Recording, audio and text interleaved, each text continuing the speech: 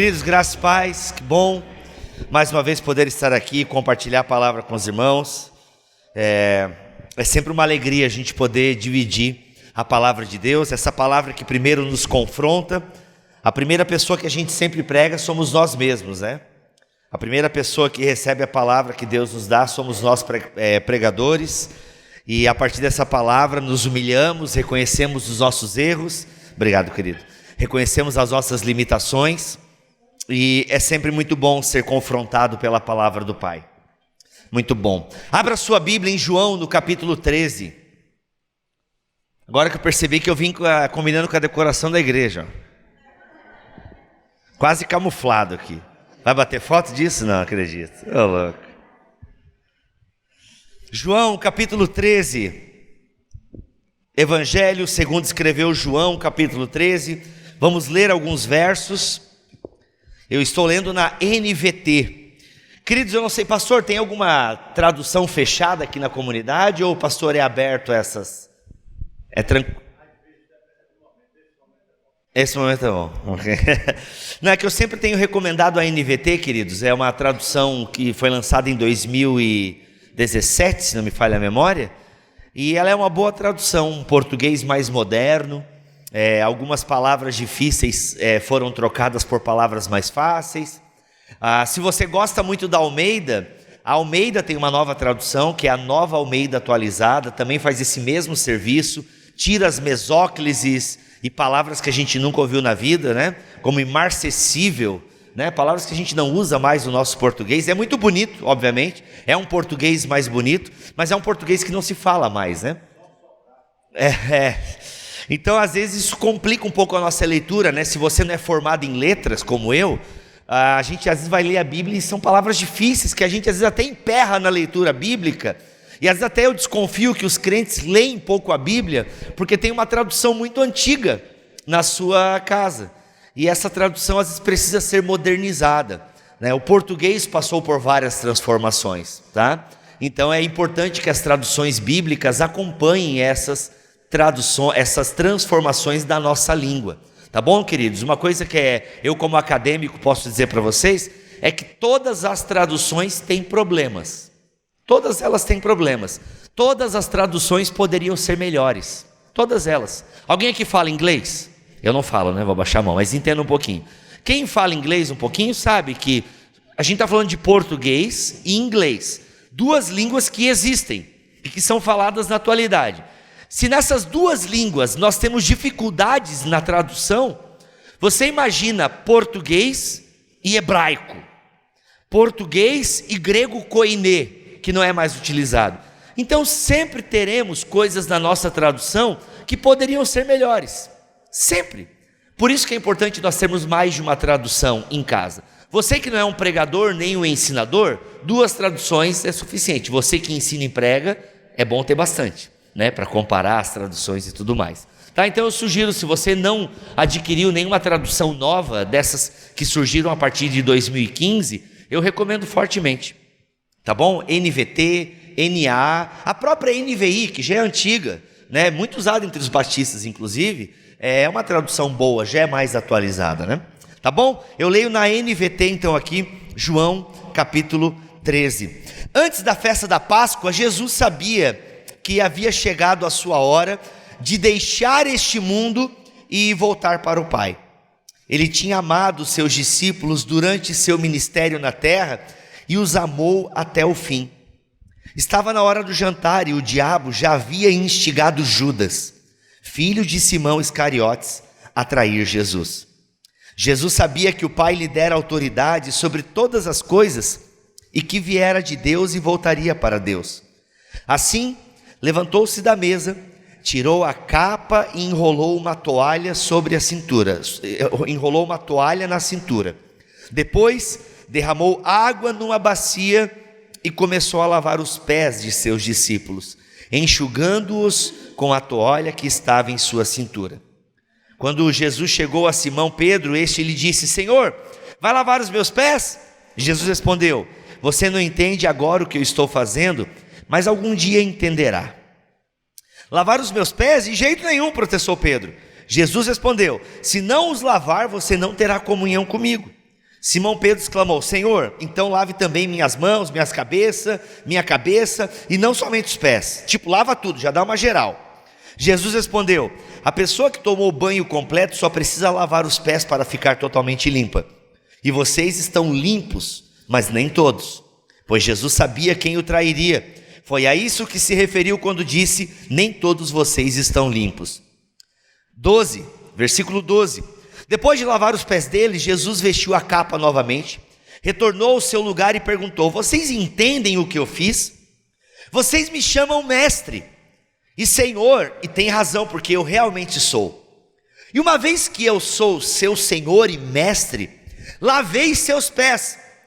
Vocês devem lavar os pés um dos outros. Eu lhes dei um exemplo a ser seguido, façam como eu fiz a vocês. Ai, que susto que eu levei, gente. Achei que tinha dois irmãos brigando lá no fundo da igreja agora. A NVI é melhor, a NA. Versículo 15. Eu lhes dei um exemplo a ser seguido, façam como eu fiz a vocês. Eu lhes digo a verdade, o escravo não é maior que seu senhor, nem o mensageiro mais importante que aquele que o envia. Agora que vocês sabem essas coisas, serão felizes se as praticarem. Gente, maravilhoso. A gente começa aqui em João capítulo 13 a ter o discurso de despedida de Jesus. Jesus está começando o seu discurso de despedida. Ele está começando a preparar a comunidade do Messias. Ele está começando a preparar a comunidade daqueles que iriam representá-lo na terra. Jesus então está preparando essa comunidade e ele começa em João capítulo 13 a fazer esse discurso de despedida. E esse discurso é muito interessante porque qual é a base de uma comunidade messiânica? Qual é a base? Qual deve ser a base de uma comunidade que se diz seguidora do Messias? Qual é a base de uma comunidade que se diz adoradora de Jesus? Qual é a base de uma comunidade que se diz filha do Altíssimo? Qual é a base de uma comunidade que diz pertencer à comunidade de Deus, à comunidade de Jesus? Então Jesus começa a falar e usa como exemplo um ritual de purificação. Ou seja, a partir de João 13 nós temos purificação e instrução. Jesus começa a enfatizar vários aspectos do seu ministério que dizem respeito à purificação e à instrução. O ato de lavar os pés era muito comum na Palestina, né? O ato de lavar os pés, porque as estradas poeirentas da Palestina, era muito comum os pés, onde eles usavam sandálias, os pés estarem sujos. Se a gente anda descalço na nossa casa, que a gente limpa, percebe que eu vejo isso. Às vezes eu ando descalço na minha casa, e aí quando eu vou dar banho na minha filha, ou no meu filho eu não dou banho, que ainda é minha esposa, que eu tenho medo de quebrar ele, né? Mas na minha filha, quando eu vou dar banho, né, eu piso no box onde tem água, é incrível, eu tiro o pé, fica uma marquinha de poeira, e a minha casa está limpa, mas é poeira todo dia, né? Quem limpa a casa sabe como é chato, porque tu limpou a casa hoje, amanhã tu olha, já tem aquela poeirinha assim, né? Então a gente percebe. Agora imagina em ruas poeirentas. Então era muito comum eles lavarem o pé. Quando você chegava na casa de alguém, automaticamente um servo já lavaria os seus pés. Alguns inclusive comentam que aquele servo que era responsável por lavar os pés, ele estava na pirâmide da escala de serviço. Alguns comentaristas afirmam que o servo responsável por lavar os pés, ele estava muito abaixo na escala da servidão. Era tipo o servo iniciante, ele era o servo do servo, é o cara que lavava os pés, a pessoa que lavava os pés. E é interessante que quando Jesus começa então a preparar a sua comunidade, a ter um discurso muito claro sobre o que significa pertencer à comunidade do Messias, sobre o que significa pertencer à comunidade de Jesus, ele faz esse ato, onde ele pega a bacia, onde ele pega a toalha e começa a lavar os pés de seus discípulos. E uma coisa que é muito interessante, o texto deixa claro que ele sabia que estava chegando a sua hora. Ele sabia que estava chegando a hora de ir para o Pai.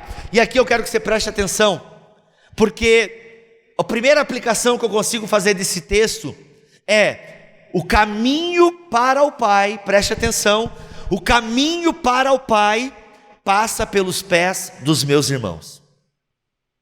O caminho para Deus, o caminho para uma comunhão com Deus, o caminho para ter a presença de Deus e estar consciente da presença de Deus, passa pelo serviço, passa pelos pés dos meus irmãos. Não há comunhão verdadeira com Deus se não tiver o serviço prestado à comunidade de Jesus. O caminho para Deus passa pelos pés dos meus irmãos. E queridos, atentem que Judas estava aqui. Judas, o traidor, e o texto faz questão de deixar bem claro a questão da traição de Judas. O texto faz questão de deixar bem claro que Judas é o traidor, mas Judas está aqui.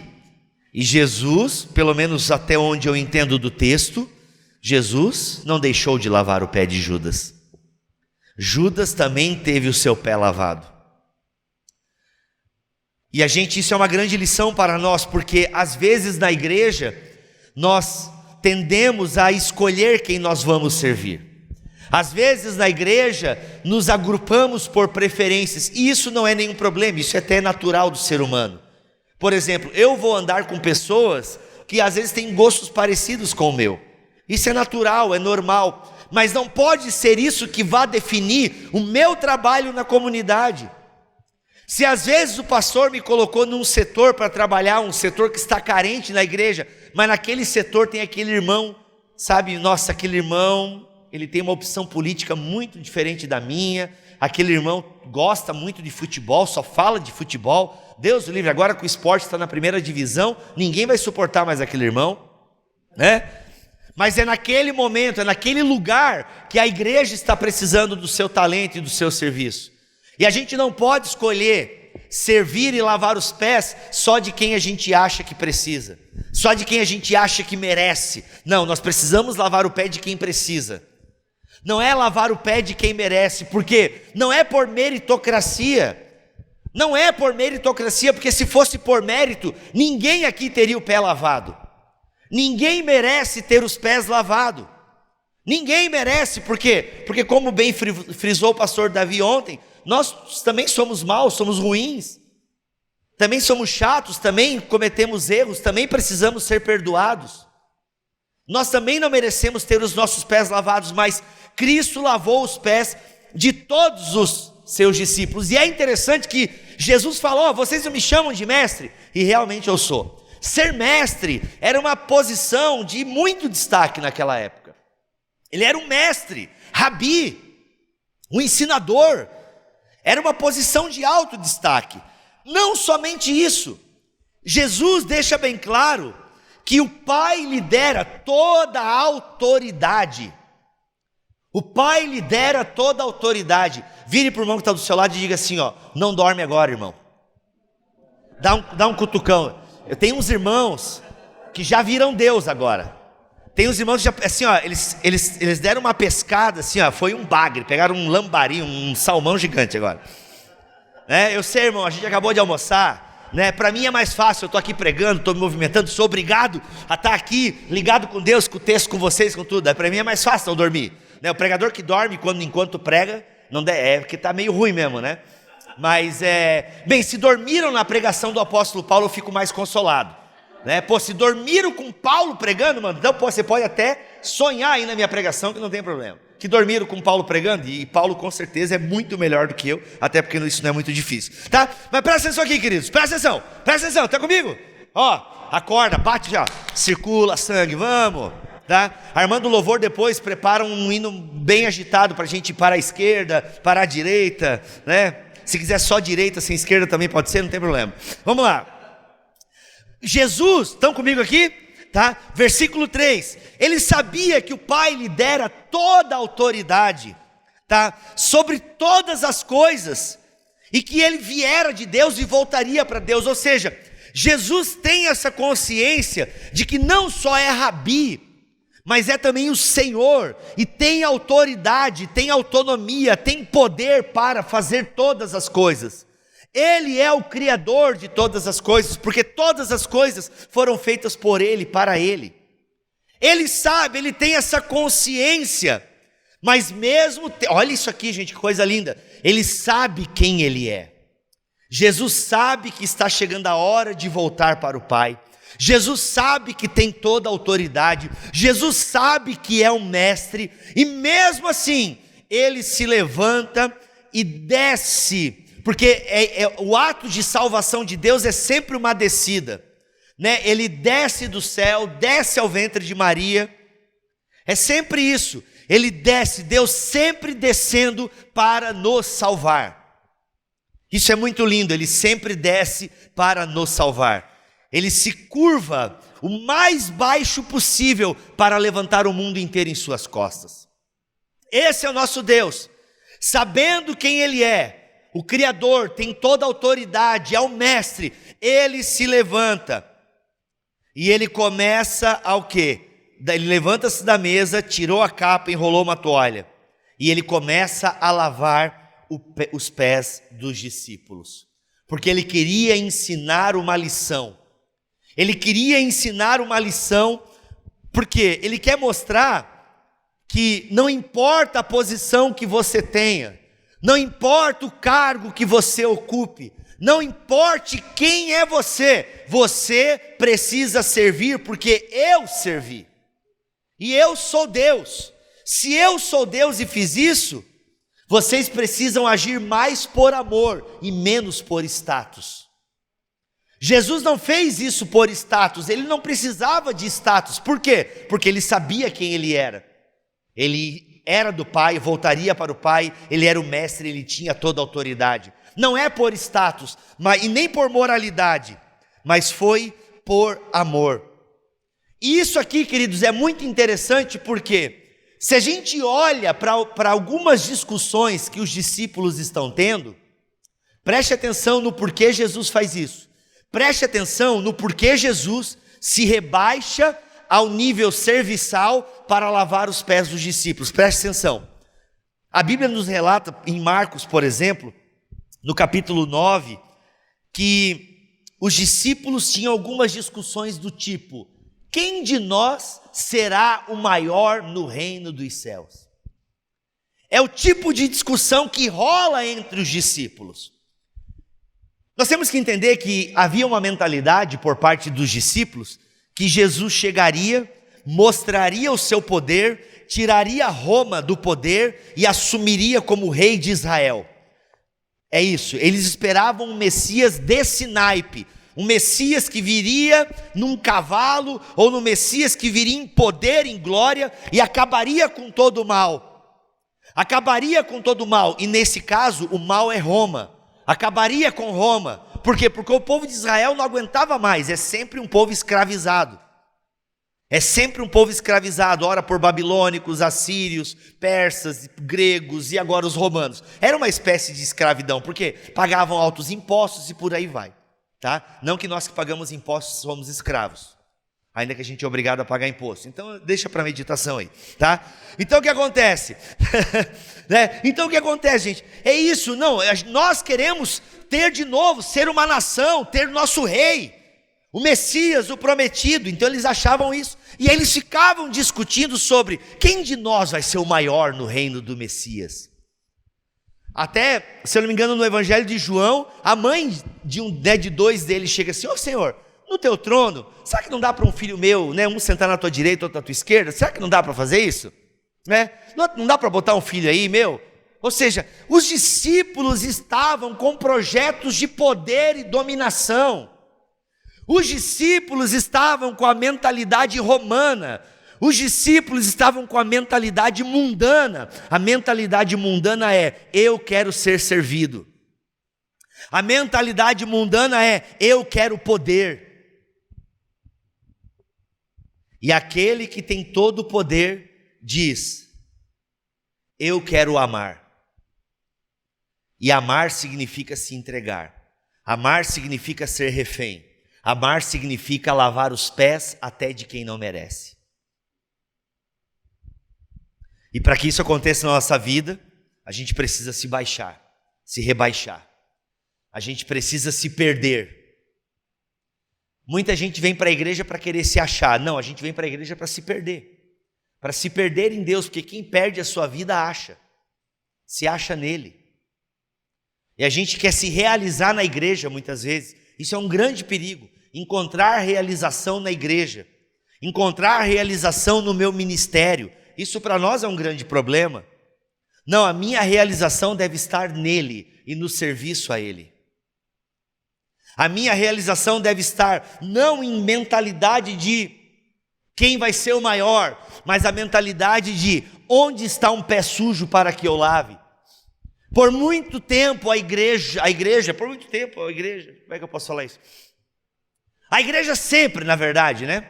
Sempre tem grupos na igreja que fica discutindo detalhes como que toalha se deve usar, a cor da bacia, o material da bacia. Fica discutindo, né, picuinhas teológicas e fica discutindo isso, aquilo, que dentro desse texto eu diria, fica discutindo a cor da toalha, se tem bordado, se não tem bordado, a bacia, se é de bronze, se é de inox, se é de barro. Enquanto a gente fica discutindo a cor da toalha, o tamanho da bacia, os pés continuam sujos. Porque o chamado é tão simples que a gente complica.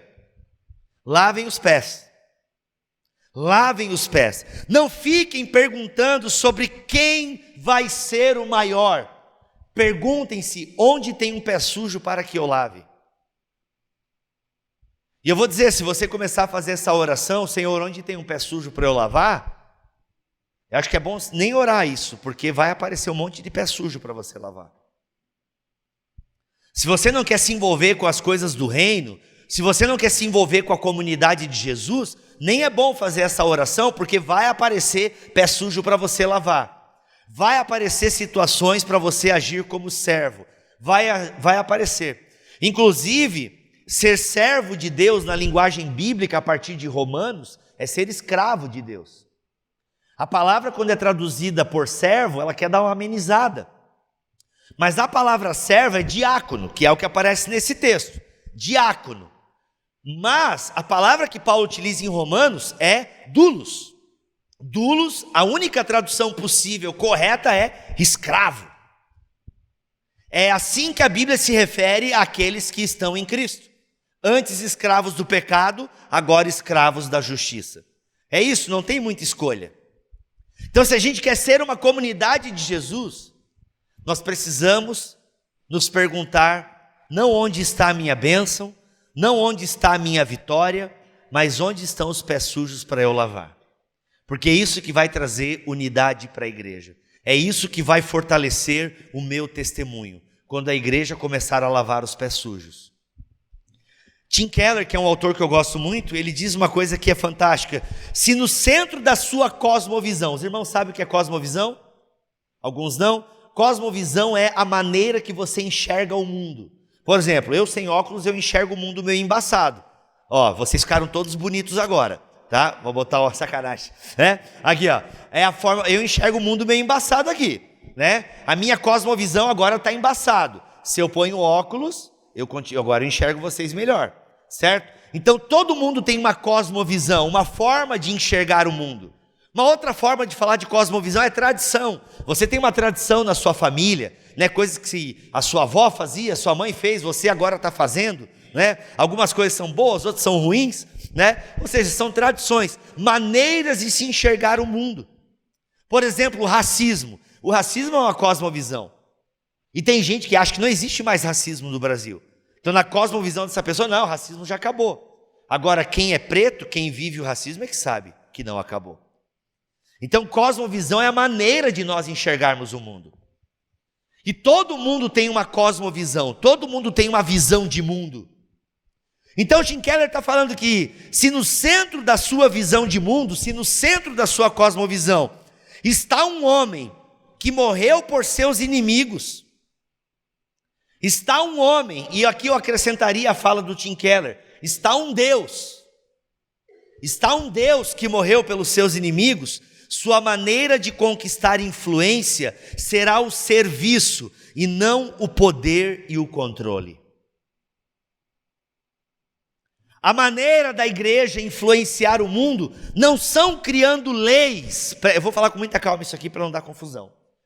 A maneira da igreja influenciar o mundo não são criando leis evangélicas para o povo brasileiro. Vou dar um exemplo. Irmãos, ler a Bíblia é fundamental? É fundamental. Ler a Bíblia é fundamental. Mas eu não posso, como vereador de uma cidade, colocar como obrigação ler a Bíblia nas escolas.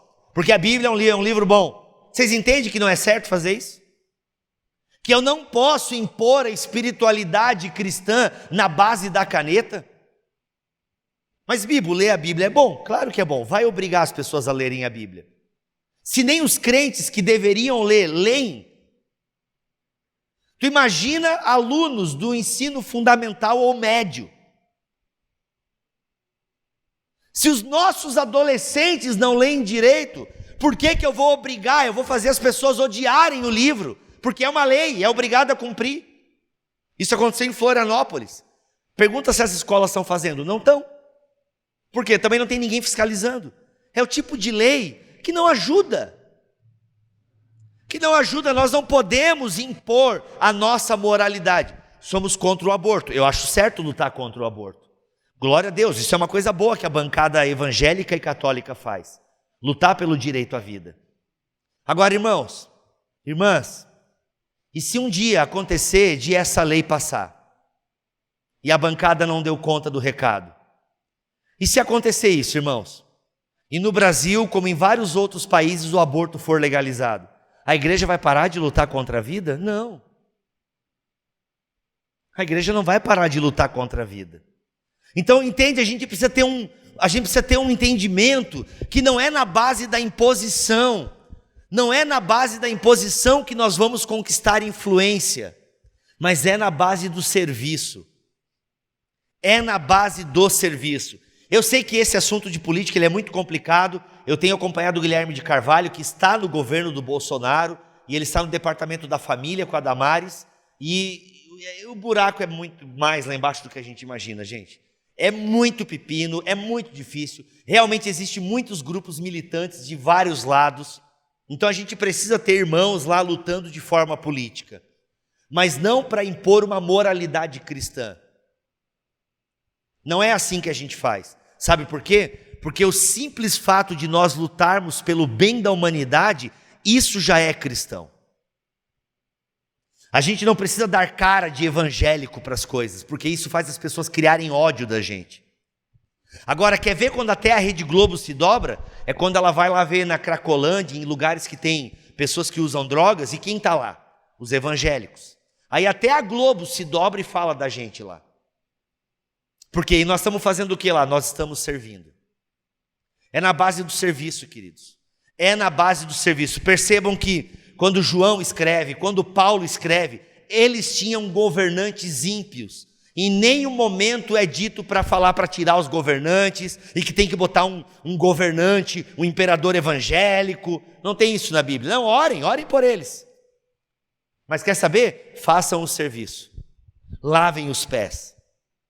Bíblia, você é contra cristãos da política? Claro que não. Claro que não.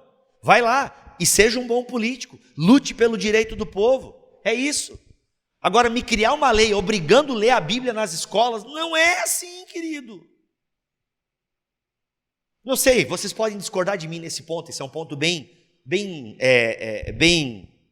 entenderam, né? Superficial, bem da periferia daquilo que é importante. Mas eu não entendo isso. Eu leio Keller e eu entendo que a forma de nós conquistarmos influência é pelo serviço e não pelo poder e pelo controle. Não é pelo poder e pelo controle, mas é pelo serviço, é pelo amor, é pela demonstração da caridade. É isso, onde ninguém vai, a igreja vai. É assim que nós vamos agir, queridos. E para isso, a igreja precisa estar unida.